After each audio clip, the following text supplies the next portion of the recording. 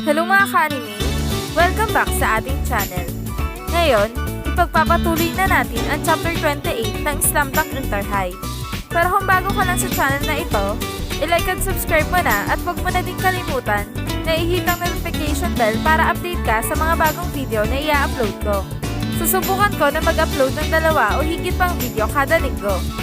At bilang support na din sa ating channel, huwag mo na din sana i-skip ang ating ads. At mag-recap muna tayo sa nakaraang video natin. Ayun na nga, sa nakaraang video natin, si Mitsui ay nakapuntos ng 3 sunod-sunod na 3 points. Habang ang kupunan ng Sano ay talaga namang nagugulat sa ipinapakitang galing ni Mitsui. At dito na natapos ang Chapter 27. Ngayon, ipagpapatuloy na natin ang Chapter 28 ng Slam Dunk Inter High. Dito makikita natin na hawak na nga ni Akagi ang bola. At nakahanda na ito para gumawa ng isang slam dunk. Nice pass, Mitsui! Yan ang sigaw ng ibang manlalaro ng Shohoku. Nang biglang tumalo na si Akagi at gumawa na ito ng isang slam dunk, habang ang lahat ng manlalaro ay talaga namang nagulat sa ginawa ni Akagi. At nang pagbaba ni Akagi, bigla naman itong nakita si Masashi na nakaharap sa kanya. At dito ay talagang nagkatitigan silang dalawa. Makalipas ang ilang segundo, agad namang tumakbo si Akagi para dumipensa. Nasabi na lang dito ng ibang nanonood, "Wow! Grabe ang pagdunk niya! Halos umaalog pa rin ang backboard." Sabi pa ng ibang manlalaro ng Shohoku, "Ang gorilla dunk ni Akagi. Tara, isigaw lang natin ang gorilla kahit pa mabugbog na tayo. Ang galing talaga ni Akagi." At dito makikita natin si Coach Hansai na nakatayo lamang habang natitig kay Mitsui. Nang biglang nagtaas ng kamay si Coach Hansai at nagsasabi na, "Magaling ang ginawa mo, Mitsui." Habang si Mitsui naman ay nagpatuloy na sa paglalakad at sabay nagtaas na din ito ng kamay at lumapit na sa kanyang mga kakampi. "Magaling ang ginawa mong pagpasa, Mitsui." Yan ang sabi ni Akagi. Sagot ni Mitsui, "Ikaw din, Akagi. Magaling ang ginawa mong slam dunk." Habang si Boy Labo ay nakatitig lang kila Akagi at Mitsui. Nang bigla nitong naalala ang nakaraan nila noong nag-uumpisa pa lamang sila. "Sirang ulo ka talaga, Akagi!" Yan ang sigaw ni Mitsui. Sagot ni Akagi, "Hindi ako magpapatalo sa'yo." At dito ay tumira na si Akagi habang si Mitsui ay tumira din ng 3 points. At si Boy Labo ay nakatitig lamang sa kanilang dalawa. Hindi imposibleng makapasok kami sa Nationals kasama ang 2 manlalarong ito sa kupunan. At sa mga susunod na 3 taon, pagbubutihan ko pa ang paglalaro ng basketball. Nang biglang sumigaw si Mitsui, "Depensa na! Huwag natin silang hayaan na makakuha ng puntos." Sagot ng buong team, "Oo!" Sigaw naman ni Boy Labo, "Sige, Shohoku! Kaya niyo yan! Talunin natin ang Sano!" Sa kabilang banda naman, makikita natin ang kupunan ng Sano na hawak na ang bola. Nang biglang nagsalita si Masashi, "Fukatsu, ibabalik ko sa kanila ang biyaya." At yung lalaking mukhang gorilla na yon, ang sa tingin ko, sinusubukan niya ako gamit ang kanyang lakas.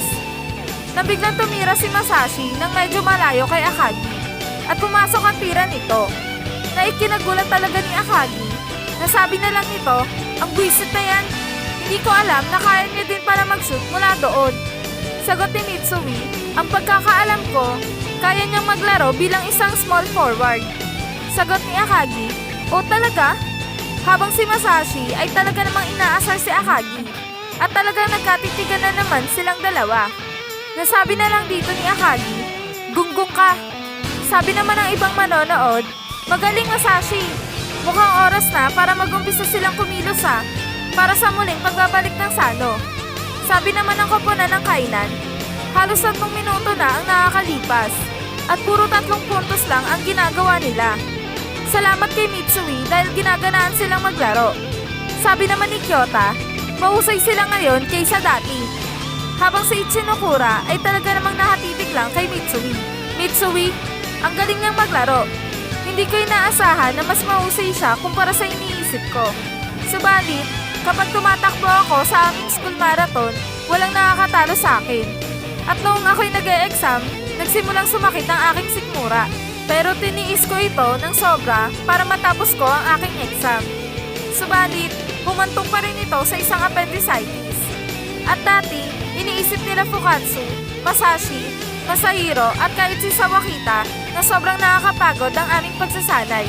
Dito ay umiwas sila sa practice. Subalit ako, hindi. At ang lalaking kayang magtiis ni si Satoshi Ichinokura laban sa mabangis at hindi sumusuko na si Hisashi Mitsui. Sige, tignan natin kung kaya mong pagdaanan ang hirap na ginawa ko.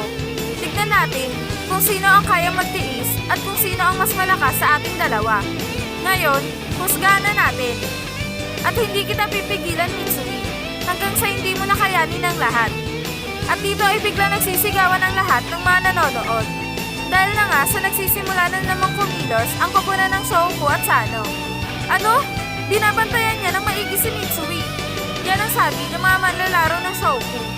Sabi naman ni Mitsui, pinaplano ba niya na hindi ako makahawak ng bola? Siguro nga talaga natatakot nga sila para sa akin. Dagdag pa nito, ano ba yan? Galaw siya ng galaw. Baka siya pa ang hindi tumagal dito. Hoy!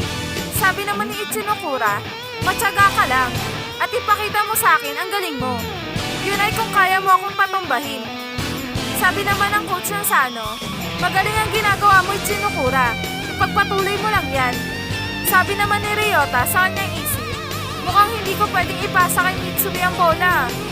Dagdag pa nito, hindi na kaya to. Kailangan na namin mag-isip ng ibang paraan. Ngunit lahat sila ay binabantayan ng maigi. Habang ang ibang manlalaro ng Sano ay todo sa pag-cheer sa koponan nila. Depensa! Depensa! Depensa! Nang biglang sinubukan ni Fukatsu kunin ang bola kay Ryota. At agad naman itong nakita ni Ryota, kaya naman dali-dali itong kumilos ang mabilis para hindi maagaw ni Fukatsu ang bola sa kanya.